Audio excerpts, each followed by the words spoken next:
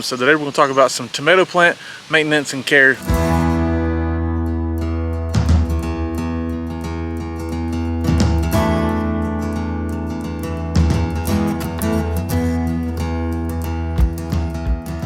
how's it going, everybody? Welcome back to Art of Creation Homestead. My name is Jason.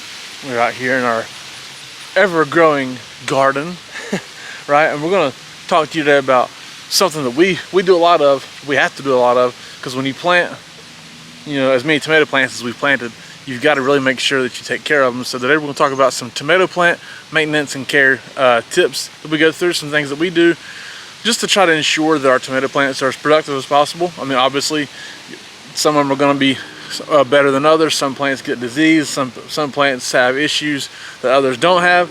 It's all about genetics of the plant itself and how strong and hardy that individual plant is. But we still have to go through and make sure each plant can be as productive as possible. So in order to do so, hey, you got to take care of it. Do some pruning, do some tying up, do some things like that. So we're going to go through, show you what we do to take care of our tomato plants. As you can see, our tomatoes are doing great. This is an Amish paste tomato plant that has gotten a huge, massive fruit going on here. Some really nice ones here. But then you also have some yellowing leaves. Amish paste tomatoes are susceptible to diseases of some kind. This plant isn't really diseased, I don't believe. It's just got some yellowing going on. Another tomato we depend on heavily is a carbon. Not super popular tomato, but it is a great producer. Very hardy plant. Grows a lot of foliage though, see? But has some beautiful tomatoes at the same time. We actually just picked our first large tomato of the season the other day. Angela came out and picked it. It's a beautiful German Johnson tomato.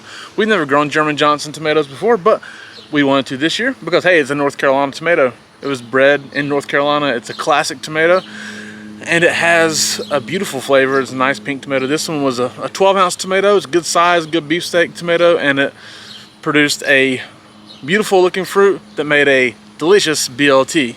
So we were happy with that. It's getting that time here in Southwest Ohio. We really don't start getting big tomatoes until late July typically. Here we are, middle of July, so we're going to get on that end.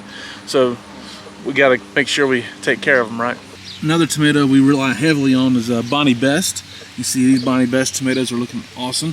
But the plant, again, is full of foliage, but foliage is necessary in some ways. We can go through that. Some more beautiful tomatoes.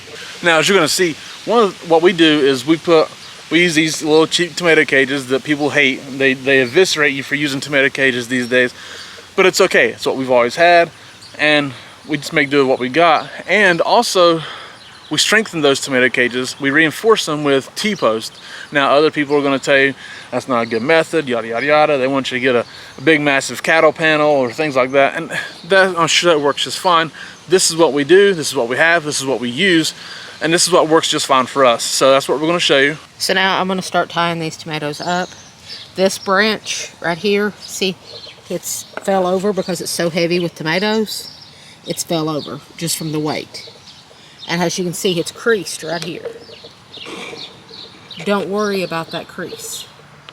It's not going to, this branch is not going to die. You don't need to cut it off. Tomatoes are very resilient. And as you can see, this branch is still very alive. Even though it's creased like that, it's still very alive. So we need to tie him up. First thing I'm going to do, I'm going to tie him to the T-post back here. This is part of the reason that we do the T-post support, is that way we have something to tie it to. And see, I'm just using regular jute twine. You want to get a thick ply of jute, not a thin ply. If you hear people complain about jute, it's because they didn't get a thick enough weight. You have to get a thick ply. And jute is my favorite to do this with because it flexes. It allows for the tomato to grow.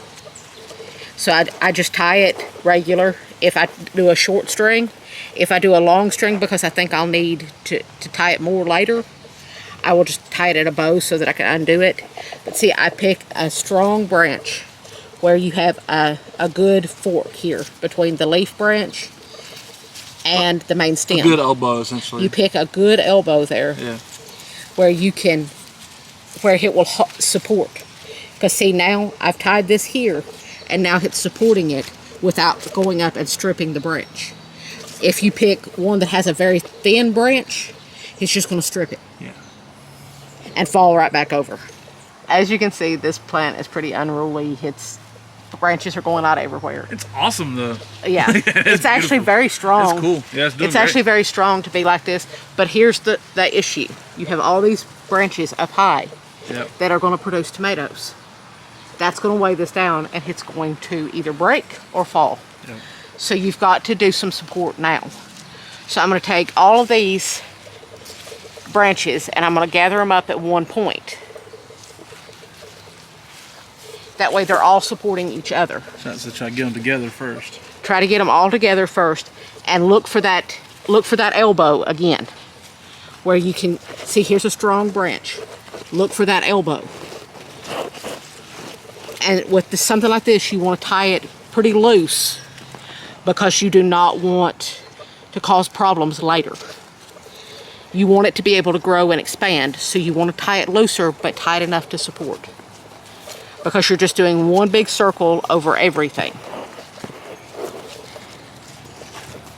And because this is to support everything, I'm just going to tie it in a bow. That way I can untie it later and add in, like this branch down here is too small to go into that. But he's going to cause problems later. So I'll leave that as a bow. That way I can untie that and incorporate him in later. He's only a few days away from getting tall enough to get in. Yes. There, really.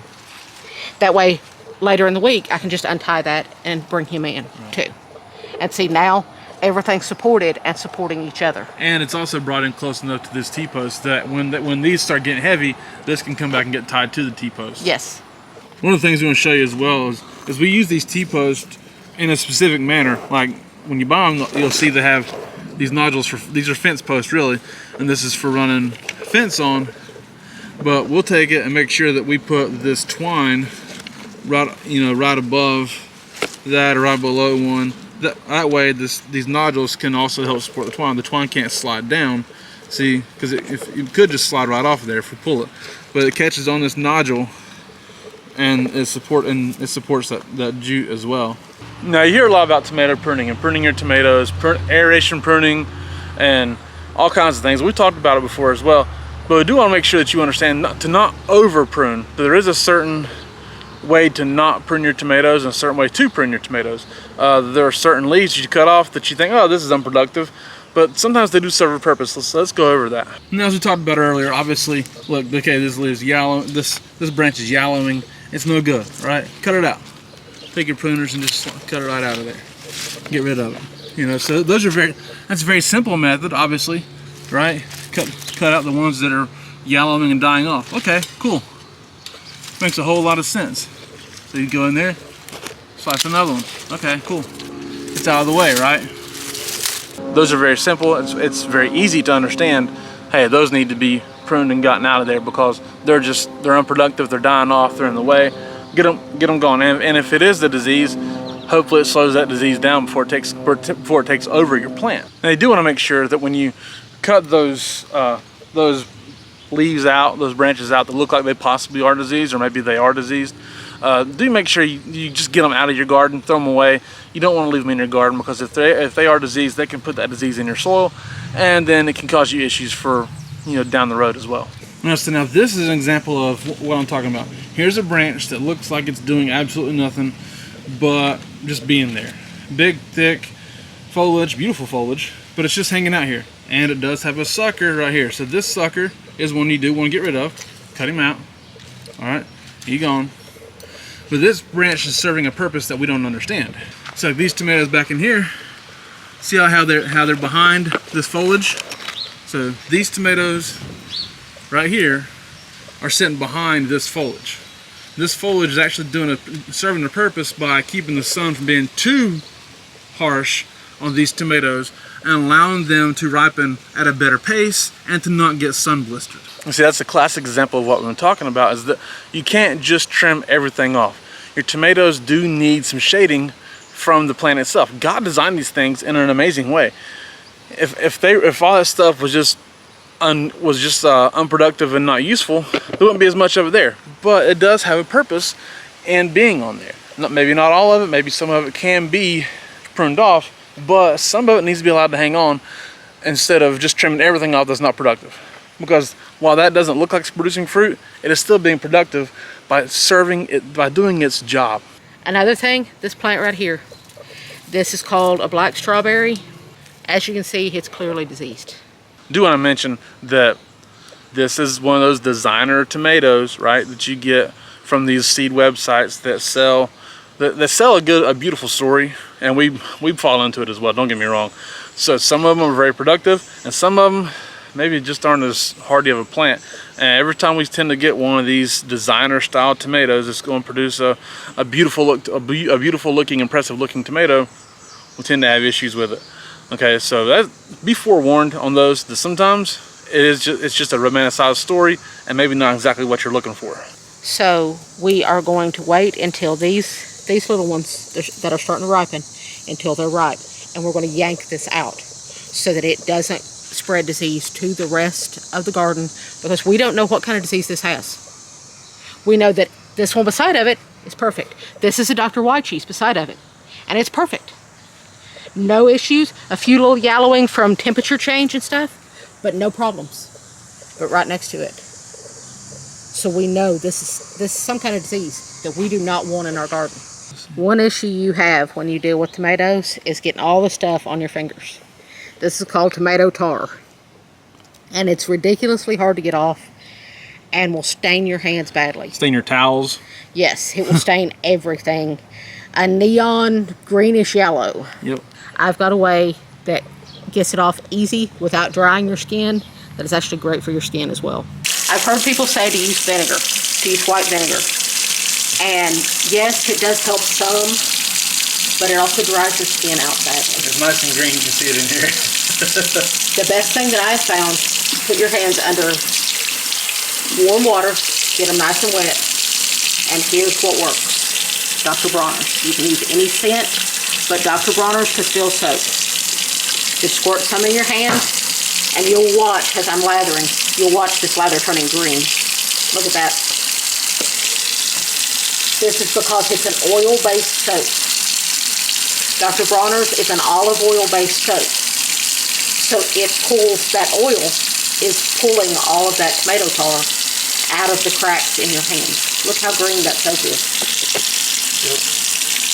And literally, this takes pretty much everything off. If you have a little bit of a stain, it's very little. Usually I wash my hands about 2 to 3 times like this until I get no more green in the lather, and then usually they're completely clean.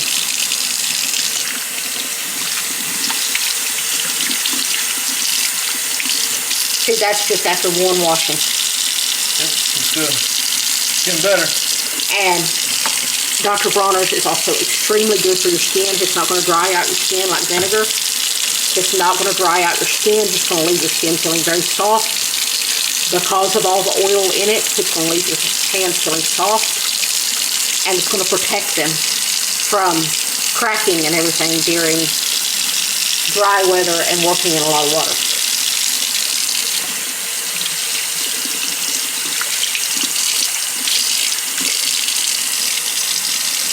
All right, thank you guys so much for watching. We do appreciate it. Hope you learned a lot from these tomato plant care and maintenance tips. Lord knows we've learned a lot by trial and error over the course of our 12 plus years of growing food, whatever it's been, maybe 13 or 14 by now. So thank you guys so much for watching. We do appreciate it. Again, my name is Jason. That's Angela Kay. This is Art of Creation Homestead. We love y'all. God bless you and goodbye.